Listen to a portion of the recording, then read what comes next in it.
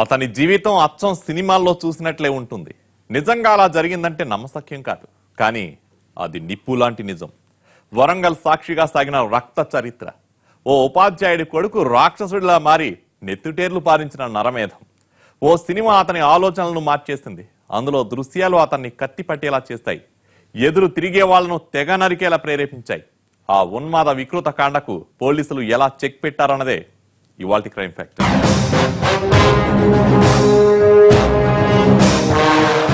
సహజంగా అణచివేతకు గురైన వాళ్ళు, అన్యాయం జరిగిన వాళ్ళు సమాజానికి ఎదురు తిరగడం సహజం. అతని విషయంలో అలాంటివేవీ జరగలేదు. అయినా వైలెన్సే ఫ్యాషన్ అనుకున్నాడు. జనాన్ని చంపేవాడే హీరో అని కలలు కన్నాడు. ఫలితం మరణ హోమమైంది. వరంగల్ తెలంగాణలో హైదరాబాద్ తర్వాత ఆ స్థాయిలో దూసుకెళ్తున్న నగరం. కాకతీయ సామ్రాజ్య రాజధానిగా చరిత్రకెక్కిన వరంగల్ కోట శిథిలాల్ని ఆనుకుని ఉన్న ఈ కాలనీ శివానగర్. ఇక్కడి ఓ పేరు వినగానే జిల్లావాసులు ఉలిక్కి పడేవాళ్లు. పోలీసులు తలలు పట్టుకునేవాళ్లు. జనం బిక్కుబిక్కుమంటూ బతికేవాళ్లు. ఆ పేరే జగన్.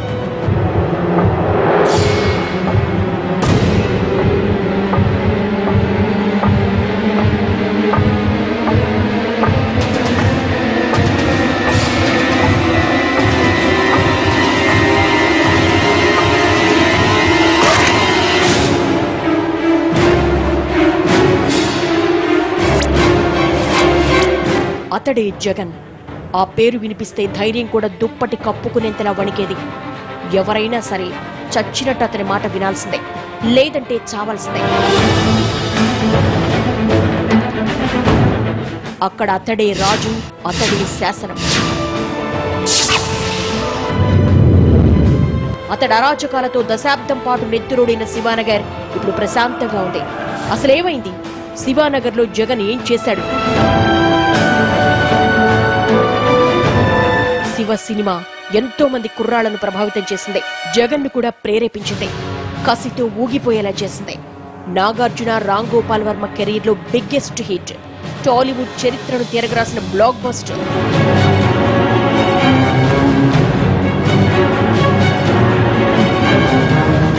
ఈ సినిమాను చూసిన ఎంతో మంది యువకులు అప్పట్లో హాకీ స్టిక్స్ పట్టుకుని గ్యాంగులు మెయింటైన్ చేసేవాళ్ళు, గొడవలు పెట్టుకునేవాళ్ళు. శివ పూనకంతో ఊగిపోయే జగన్ తరచూ ఆ సినిమా గురించి మాట్లాడేవాడు.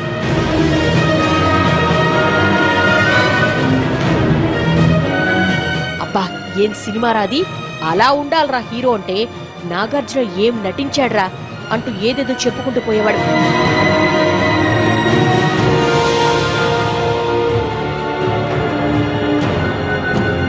చాలాసార్లు నిద్రలోనూ అలాగే కలవరించేవాడు.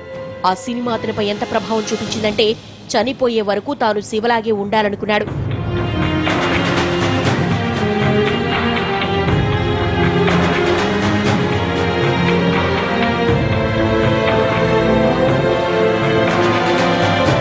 అలాగే ప్రవర్తించాలనుకున్నాడు. కానీ అంతకంటే ఎక్కువే చేశాడు. దారుణంగా ప్రవర్తించాడు. ఈయన జగన్ తండ్రి రాఘవయ్య. ఊళ్ళో మంచి పేరుంది. ఈయనకు 3 కొడుకులు. వాళ్లలో జగన్ చిన్నవాడు. అందుకే గారాబంగా పెరిగాడు. పెంకివాడిలా తయారయ్యాడు. చదువంటే ఆసక్తి ఉండేది కాదు. స్నేహితులతో తిరగడం అంటే ఇష్టం. అది చూసి తండ్రి మొత్తుకునేవాడు.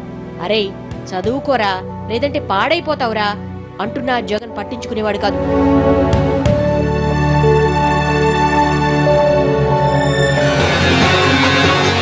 ఎలాగోలా 10th క్లాస్ పూర్తి చేశాడు. ఇంటర్ చదివేందుకు కాజీపేటలోని ఓ కాలేజీలో చేరాడు. అక్కడే అతని అసలు పతనం మొదలైంది. స్నేహితుల్ని వెంటేసుకు తిరగడం ఎక్కువైంది.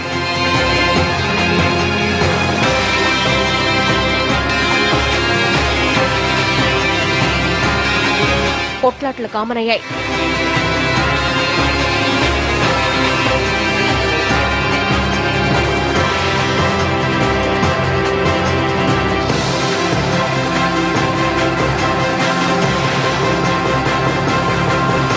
తోటి విద్యార్థులు కొడుతూనే అతి కష్టం మీద ఇంటర్ పూర్తి చేశాడు.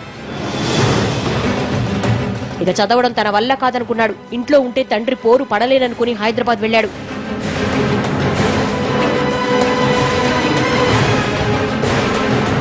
అక్కడ ఓ ప్రైవేట్ కంపెనీలో చేరాడు. కుదురుగా పని చేయలేకపోయాడు. వచ్చే కాస్త జీతం తన అలవాట్లకు చాలకపోవడంతో తిరిగి వరంగల్ వచ్చేశాడు. ఏ పని చేయాలో అర్థం కాలేదు. తనకు అలవాటైన పాత పనిలో దిగాడు. ఓ గ్యాంగును తయారు చేశాడు. షికార్లు కొడుతూ జల్సాలు చేశాడు. బెదిరింపులు, సెటిల్మెంట్లు మొదలయ్యాయి. ఏడాది తిరిగేలోపు శివానగర్లో జగన్ స్ట్రీట్ రౌడీలా మారాడు.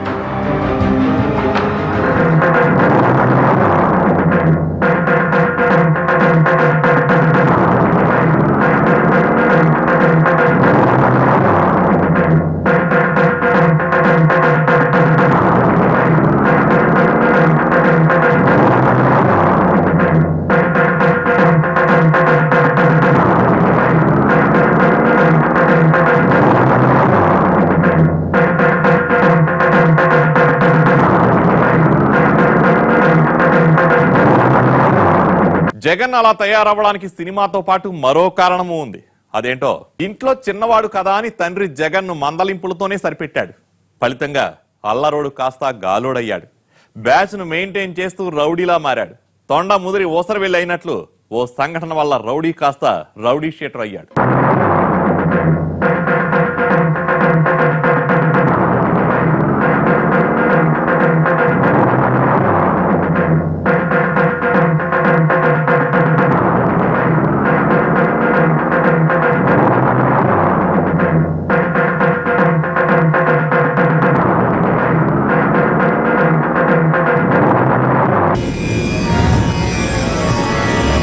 ఓ రోజు సెటిల్మెంట్ పేరుతో జగన్ ఒక అతన్ని చితకబాదాడు.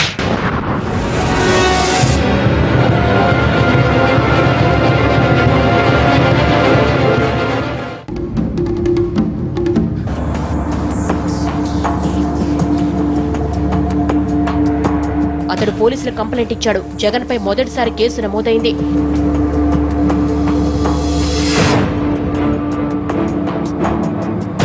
ఇక తర్వాత ఇలాంటి చిన్న చిన్న కేసులు నమోదవడం, జగన్ జైలుకెళ్లి రిలీజ్ అవ్వడం సాధారణమైంది. ఈ క్రమంలో పోలీసులే జగన్ తో ఫ్రెండ్షిప్ చేశారు. అతన్ని ఓ ఇన్ఫార్మర్లా మార్చుకున్నారు. సిటీలో నేరాల సమాచారాన్ని అతని నుంచి రాబట్టేవాళ్లు. అలా జగన్ పోలీసుల మనిషి అయ్యాడు.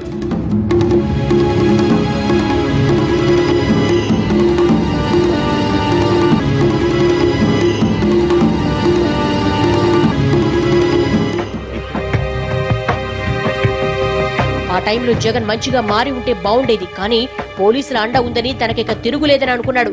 సెటిల్మెంట్లు మరింత ఎక్కువయ్యాయి.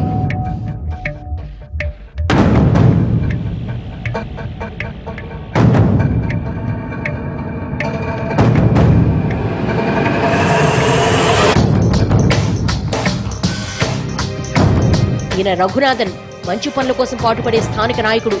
జననేతగా పేరుండేది.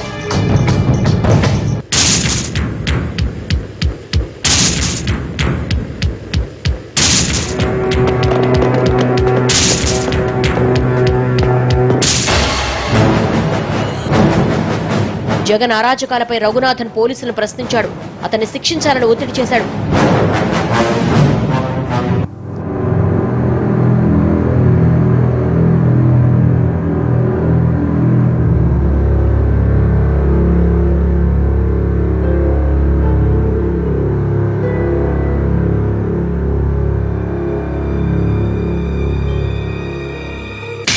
ఈ విషయం జగన్కు తెలిసిందే.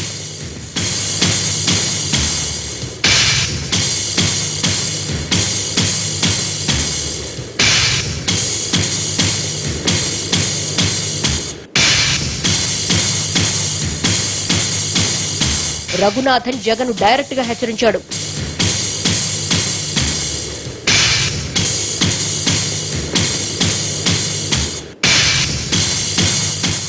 ఇద్దరు తీవ్రంగా గొడవపడ్డారు.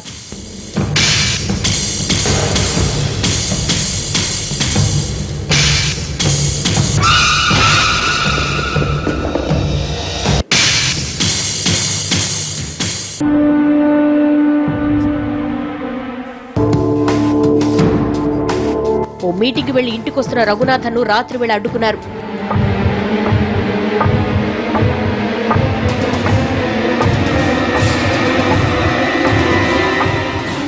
అత్యంత దారుణంగా హతమార్చారు. ఈ దారుణంతో శివానగర్ వణికిపోయింది.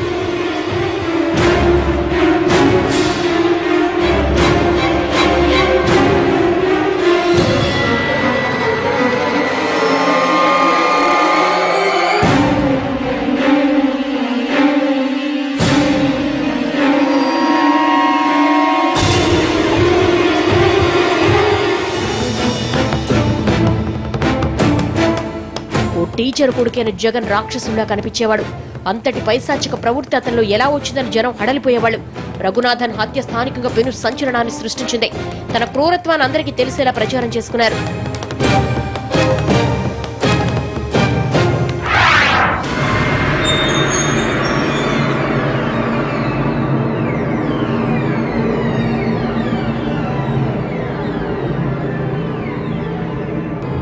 పోలీసులు జగన్ను అరెస్టు చేశారు.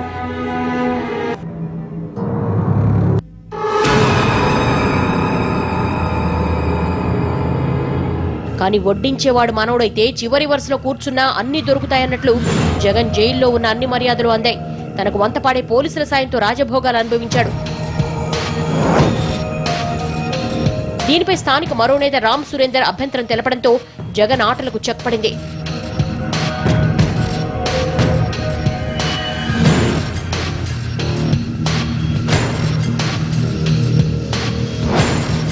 కానీ రామ్ సురేందర్ జగన్ కంటపడ్డాడు.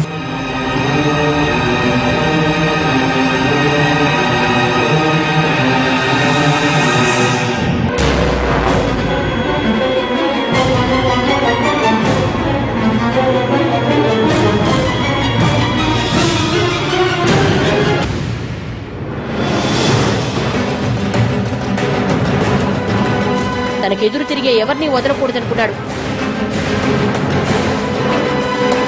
రామ్ సురేందర్ పై కక్ష పెంచుకున్నాడు. అతన్ని చంపేసే తరుణం కోసం ఎదురు చూడసాగాడు. బెయిల్ పై బయటకు రాగానే రామ్ సురేందర్ కోసం వేట మొదలైంది. అయితే ఆ పెద్ద ఆయన 2 సార్లు తప్పించుకోగలిగాడు. 3వ మాత్రం మృత్యువే గెలిచింది. రియల్ లైఫ్ అనుకుంటూ రెచ్చిపోతున్న జగన్ కెరీర్ ఎలా ముగిసింది? సినిమాల ప్రభావం, ఇంట్లో పరిస్థితులు, పోలీసుల నిర్లక్ష్యం అన్నీ కలిసి జగన్ ను నరరూప రాక్షసుడిగా మార్చాయి. దందాలతో దండుకున్న డబ్బుతో రాజకీయాల్లోకి వెళ్లాలనుకున్నాడు. సరిగ్గా అప్పుడే ఎదురు దెబ్బ తగిలింది. అది అతన్ని అధపాతాళానికి ఎలా నెట్టేసిందో ఇప్పుడు తెలుసుకుందాం. రామ్ సురేందర్ సెకండ్ షోకు వెళ్లొస్తున్నట్లు తెలుసుకున్న జగన్ థియేటర్ బయట తన గ్యాంగుతో కాపలా కాశాడు.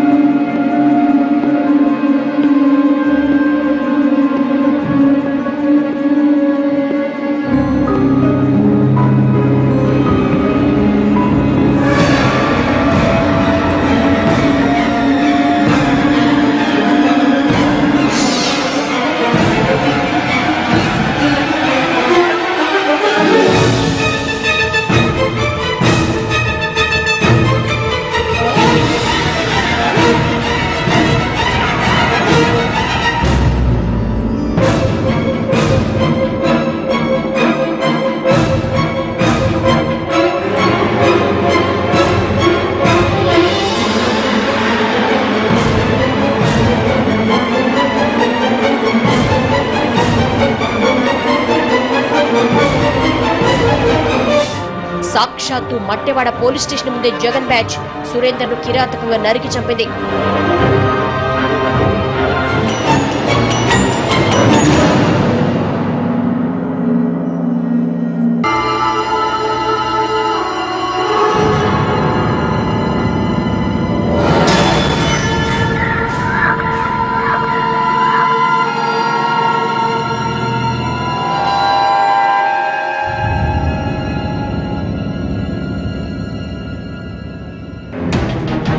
నడి బజార్లో పోలీస్ స్టేషన్ ముందే అత్యంత దారుణానికి తెగబడడంతో జగన్ పేరు వింటే చాలు జనం వెన్నులో వణుకొచ్చేది.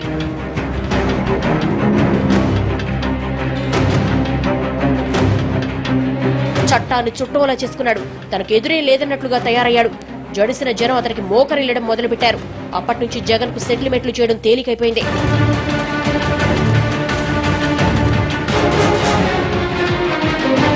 శివానగర్లో తనే న్యాయం, తనే చట్టం, తాను చెప్పిందే వేదమన్నట్లయింది పరిస్థితి. అప్పటిదాకా తన బలాన్ని, బలగాన్ని ప్రదర్శించిన జగన్ బలవంతంగా ఆస్తులు కూడబెట్టుకోవడంలో నిమగ్నమయ్యాడు. భూ కబ్జాలు మొదలుపెట్టాడు. సొంతంగా గన్మెన్ ను పెట్టుకున్నాడు. ఇంటి చుట్టూ అనుచరులు కాపలా ఉండగా సిటీలో సీక్రెట్ ఏజెంట్లను ఏర్పాటు చేసుకున్నాడు. తన నేర సామ్రాజ్యాన్ని శివానగర్ నుంచి మరింత విస్తరించాలనుకున్నాడు. రాజకీయంగా ఎదగాలనుకున్నాడు. Karimabad, Ursu, Hunter Road, Under Bridge, Killa, వరంగల్లో పట్టు బిగించడం మొదలుపెట్టాడు.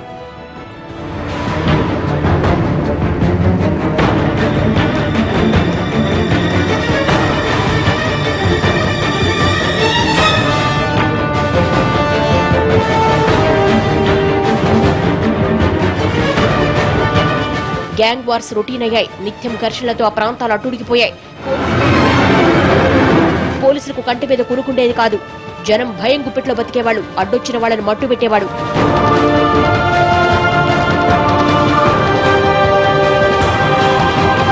అందుకు సాక్ష్యాలుండేవి కావు. చట్టం నుంచి ఈజీగా తప్పించుకునేవాడు. ఈ దారుణాలను చూసి తలపట్టుకున్న జిల్లా ఎస్పీ విషయాన్ని సీరియస్ గా తీసుకున్నాడు. అన్ని గ్యాంగుల్ని పిలిచి కౌన్సిలింగ్ చేశాడు.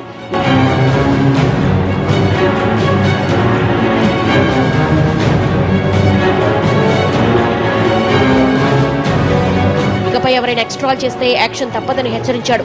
అండమాన్కు పంపిస్తామని వార్నింగ్ ఇచ్చాడు.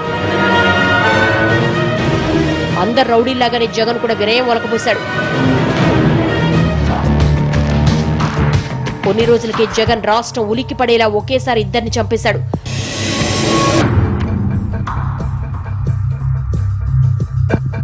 ఉన్నతాధికారులు ఊరుకుంటారా? తాట తీశారు. జగన్ ను, అతని గ్యాంగును కటకటాల వెనక్కు నెట్టారు. అలా జగన్ జీవితం జైలుకు పరిమితమైంది.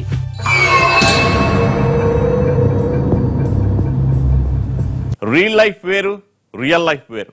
సినిమాయే, జీవితం జీవితమే. జస్ట్ ఎంటర్టైన్మెంట్ కోసం సినిమాల్లో చాలా చేస్తారు. ఆ ఫైటింగ్లు, యాక్షన్ సీన్లు హీరోలే చేసినట్లు కనిపించినా చాలా వరకు వాటిని చేసేది డూప్లే. అందుకే సినిమాను సినిమాలాగే చూడాలి. వాటిలో సీన్లను నిజ జీవితానికి అన్వయించుకోకూడదు. హీరో అంటే 10 మందిని కొడుతూ ఓ గ్యాంగ్ ను మెయింటైన్ చేయడం కాదు. నలుగురితో నలుగురి కోసం నడిచేవాడే నిజమైన హీరో. ఈ వాస్తవాన్ని గ్రహించిన వాళ్ళు జీవితంలో పైకొస్తారు. తెలుసుకోలేని వాళ్ళు జగన్లా పతనమవుతారు. ఇది ఇవాల్టి క్రైమ్ ఫ్యాక్టర్. రేపటి ఎపిసోడ్లో మరో వాస్తవ గాథను చూద్దాం.